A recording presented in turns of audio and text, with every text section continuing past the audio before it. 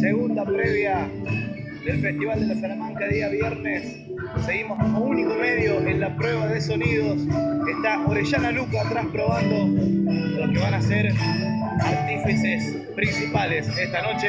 Y vos lo empezás a disfrutar en la previa, obviamente con la cámara móvil de Nuevo Diario Web. Ahí con la Salamanca de fondo. Vamos acercándonos para ver un poquito de los chicos. Prueba de sonido de Orellana Luca.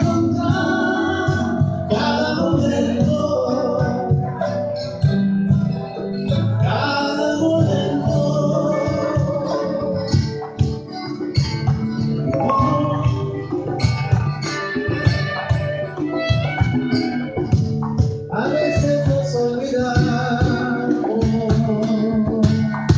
de lo más importante. En vivo, en exclusiva, la prueba de sonido de Orellana Luca. La empezás a disfrutar en la cámara móvil de Nuevo Diario Web desde el Casito Piedra, noche número 2. En exclusiva, único